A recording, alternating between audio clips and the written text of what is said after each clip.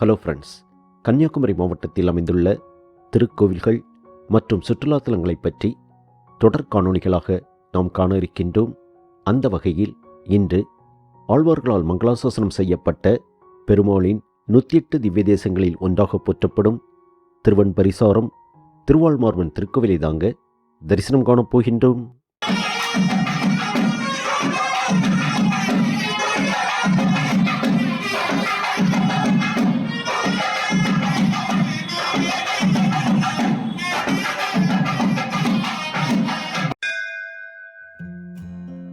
பன்னிரு ஆழ்வார்களில் சிறப்புற்று விளங்கும் நம்மாழ்வார் மற்றும் நம்மாழ்வாரின் தாயார் பிறந்த தலமாகிய இத்தலம் நாகர்கோவிலிருந்து திருநெல்வேலி செல்லும் நெடுஞ்சாலையில் சுமார் 3 கிலோமீட்டர் தொலைவில், இடதுபுறமாக திரும்பும் சாலையில் சுமார் 1 கிலோமீட்டர் தொலைவில் திருப்பதிசாரம் என்னும் ஊரில் அமைந்துள்ளது. திருவாகிய லட்சுமி தாயார் பதியாகிய திருமாலை சார்ந்து இத்தலத்தில் தங்கியதால் இவ்வூருக்கு திருப்பதிசாரம் என்ற பெயர் வந்ததாக சொல்லப்படுகிறது.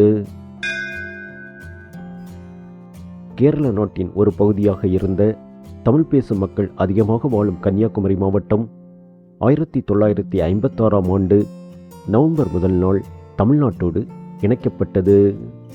அதனால் பழமையான இத்திருக்கோவில் மலைநாட்டு திவ்ய தேசங்களில், அதாவது கேரள நாட்டில் உள்ள 13 திவ்ய தேசங்களில் ஒன்றாகவே அறியப்பட்டு இருக்கிறது. கோவிலின் முகவாயிலின் மேற்புறத்தில் பெருமாள், ஸ்ரீதேவி பூதேவி தாயார், அனுமன் மற்றும் கருடாழ்வார் சுதை சிற்பம் காணப்படுகிறது.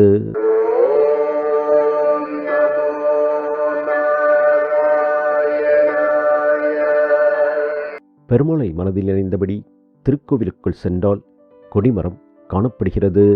கொடிமரத்தை வணங்கி கொடிமரத்தை அடுத்து காட்சியளிக்கும் கருடாழ்வாரை வணங்கி தொடர்ந்து சென்றால் கருவறையில் சுமார் 9 அடி உயரத்தில் வீற்றிருந்த கோலத்தில் 4 கைகளுடன் சங்கு சக்கரம் ஏந்தி அபயஹஸ்தத்துடன் அருள்பாலிக்கும் பெருமாளின் திவ்ய தரிசனம் நாம் காணலாம். இந்த பெருமாளின் சிலையானது கடுசர்க்கரை யோகம் என்ற மூலிகை கலவையினால் செய்யப்பட்டதால் மூலவருக்கு அபிஷேகம் செய்யப்படுவதில்லை, உற்சவருக்கு அபிஷேகம் செய்யப்படுகிறது. இத்தலத்தில் தாயாருக்கென்று தனி சன்னதி இல்லை. பெருமாளின் மார்பிலேயே தாயார் வாசம் செய்வதால் பெருமாளுக்கு திருவாழ்மார்பன் என்ற திருநாமம் வந்ததாக அறியப்படுகிறது. சப்த ரிஷிகளான அத்திரி, பரத்வாஜர், ஜமதக்னி, கௌதமர், காசிபர், வசிஷ்டர் மற்றும் விஸ்வாமித்திர முனிவருக்கு பெருமாள் இத்தலத்தில் காட்சி கொடுத்ததாக ஐதீகம். மேலும் இத்தலத்தின் கருவறையில் பெருமாளை சுற்றி சப்தரிஷிகளின் சிலைகளும் அமைக்கப்பட்டுள்ளது. கருவறையின் வலதுபுறத்தில் ராமர், சீதை, இலக்குவன், அனுமன், விபீஷணன், அகஸ்தியர் மற்றும் குலசேகர ஆழ்வார் அருள்பாலிக்கும் சன்னதியும் காணப்படுகிறது. வைணவ தலமாக போற்றப்படும் இத்தலத்தில் சைவ வைணவ ஒற்றுமைக்கு எடுத்துக்காட்டாக நடராஜ பெருமானுக்கும் தனி சன்னதி அமைந்துள்ளது.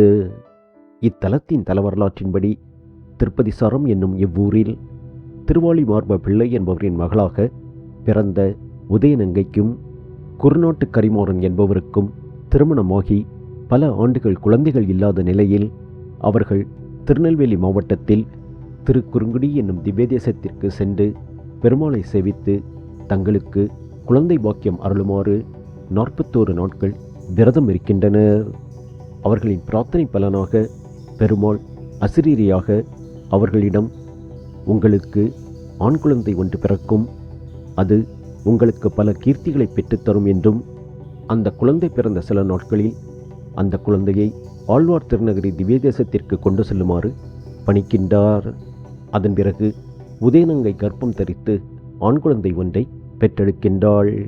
பின்னர் அசிரீரி வாக்கின்படி அக்குழந்தையை எடுத்துக்கொண்டு உதயநங்கையும் கரிமாறனும் ஆழ்வார் திருநகரி திவ்யதேசத்திற்கு சென்று அங்குள்ள புளிய மரத்தில் பொன் தொட்டில் கட்டி குழந்தையை அந்த தொட்டிலில் இடுகின்றனர்.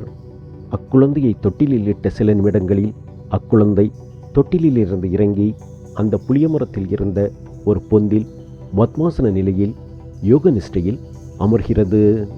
அதை கண்ட ஊராரும் அக்குழந்தையின் பெற்றோரும் அதிசயித்து நிற்கின்றனர். மேலும் பெருமாளின் ஆணைப்படி அக்குழந்தையின் தியானத்தை கலைக்காமல் அப்படியே விட்டு செல்கின்றனர். இந்த நிலையில் 16 வருடங்கள் தியானத்தில் இருந்த அக்குழந்தை ஞானம் பெற்று பெருமாளை நோக்கி பல பாக்களை பாடியது.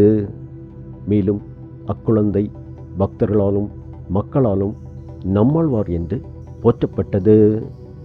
மேலும் நம்மாழ்வாரின் பெருமையை உணர்ந்த மதுரகவியாழ்வார் நம்மாழ்வாரை தஞ்சமடைந்து அவரை குருவாக ஏற்று அவரின் ஞானோபதேசம் கேட்டு அந்த உபதேசங்களை திருவாய் மொழியாக அருளி செய்ததாகவும் தலபுராணம் கூறுகிறது.